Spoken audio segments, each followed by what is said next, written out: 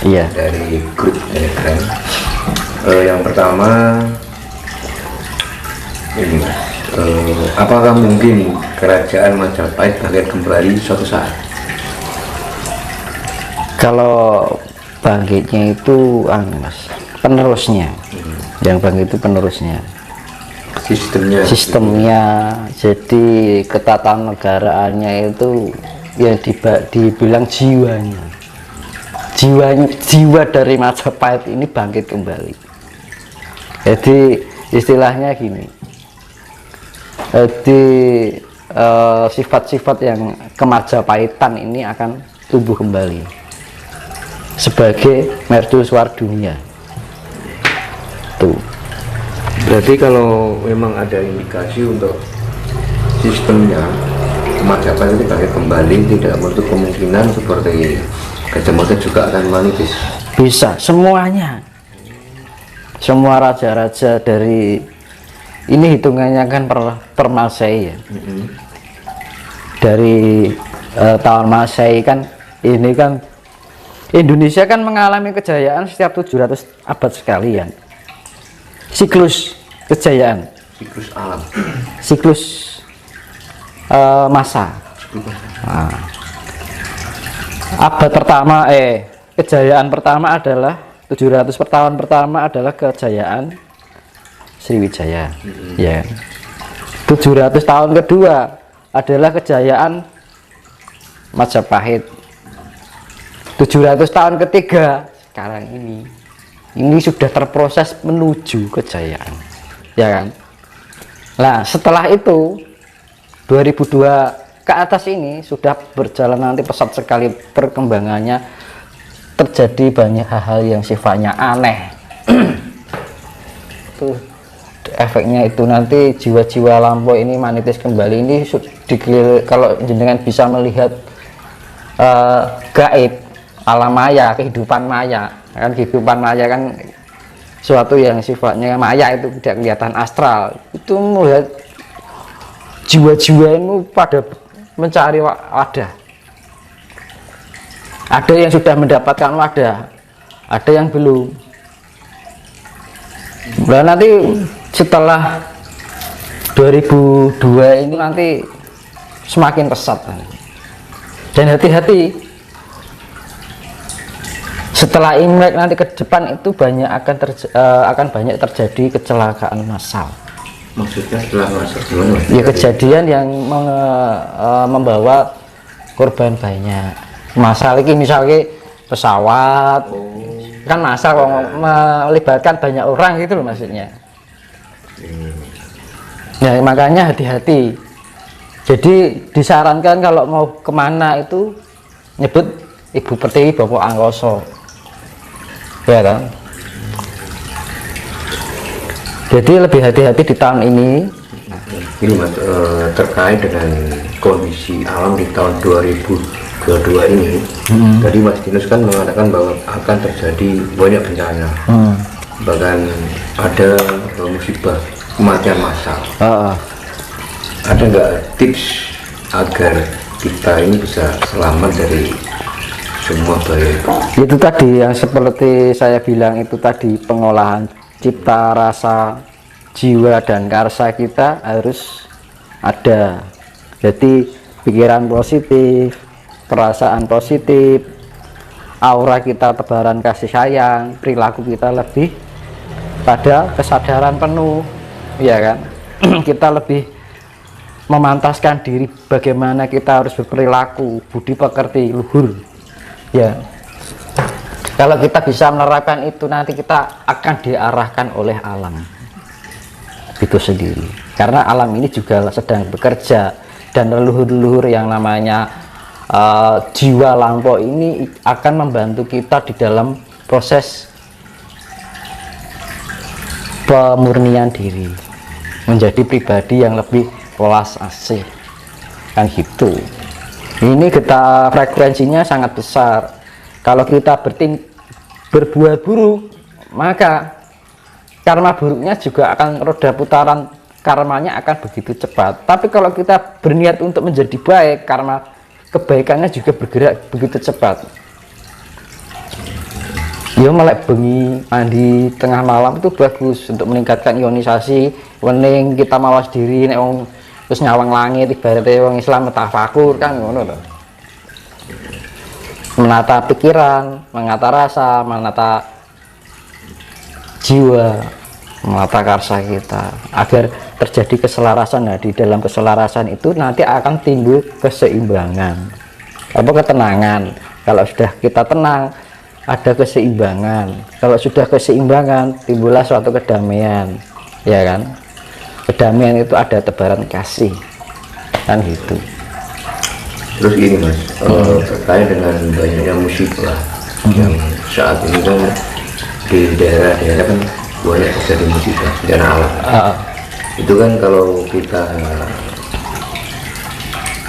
lihat terus kita kaitkan dengan statement Mas Kinus bahwa nanti akan ada perubahan peradaban baru.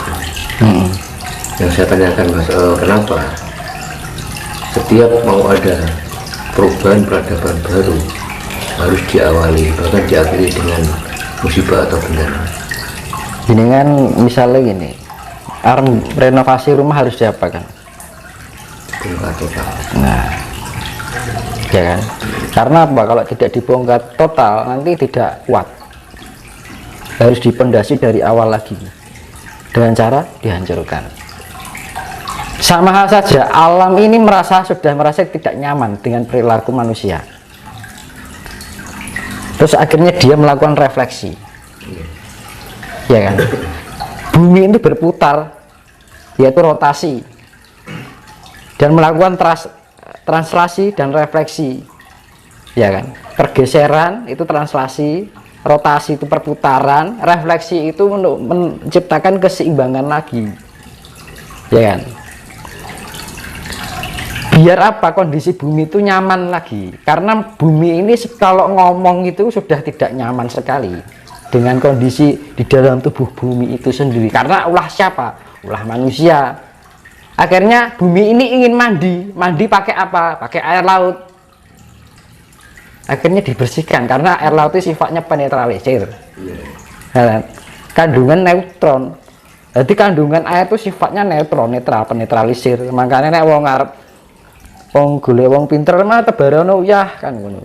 Untuk penetralisir yang susunya sifatnya negatif. Karena di dalam itu kan ada kandungan magnesium, asam sulfat dan oksigen. Akhirnya terciptalah unsur neutron yang ada di dalam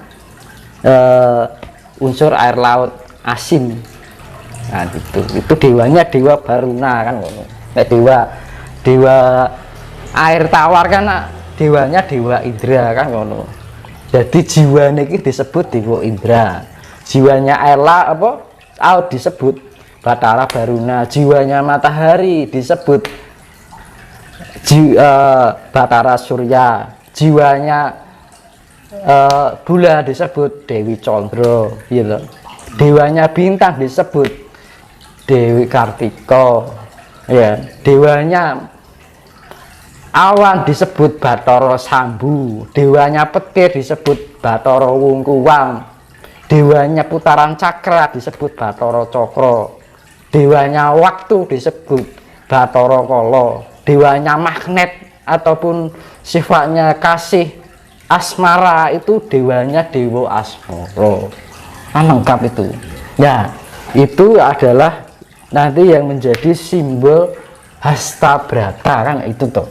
Nanti yang akan dibikin bendera Nusantara itu adalah Hastabrata. Karena apa? Di bumi ini ada kehidupan karena ada kelengkapan dari 8 unsur semesta, yaitu Angkasa, Surya, Candra, Kartika, Maruta, angin, Dahana geni, ya, Dahana geni, samudra ki banyu, tirta, sama tanah kan gitu. Api, dahana kan ngono. Nah, 4 unsur alam dari api, air, angin, angin, bintang, bulan, matahari, dan angkasa ini melengkapi, akhirnya terciptalah kehidupan di bumi ini yang disebut hasta brata, hasta wolu broto laku, pergerakan dari 8 unsur alam semesta ini, akhirnya terciptalah kehidupan. Makanya di bumi ini dilengkapi hasta brata, ada pergerakan dari planet-planet itu, ada pergerakan rotasi, translasi, dan refleksi. Nah, refleksi itu adalah sifat untuk penyelarasan agar terjadi keseimbangan di dalam planet itu sendiri. Makanya akan berpengaruh pada kehidupan manusia, karena manusia adalah mikro, bagian terkecil dari alam semesta juga. Itu makanya berpengaruh lah. Yang disisakan apa? Jiwa-jiwa yang tidak merugikan oleh untuk alam ini. Tapi kalau jiwa-jiwa yang merugikan alam, maka dia akan disapu habis oleh tanah, air, api, dan angin. Itu terutama yang paling besar dari air, karena air itu sifatnya penetralisir. Jadi bumi ini mandi adusnya karo banyu ben resik Mas, dinetralke. Makanya terjadi, pernah dibilang akan terjadi megatrust, itu akan terjadi nanti. Itu untuk menetralisir. Barang siapa tidak bisa menjadi manfaat untuk bumi ini, akan dibersihkan. Makanya kita harus menjadi jiwa yang bersih untuk alam ini, agar kita lebih bisa bermanfaat untuk alam ini. Jadi masih dibolehkan hidup, masih dipantaskan oleh bumi ini untuk menjaga atau menjadi khalifah yang ada di bumi ini. Manungsa kan tinggal ngomong sing liyane, ana tanduran, ana kewan, tugasnya menungso lak melihara kuwi.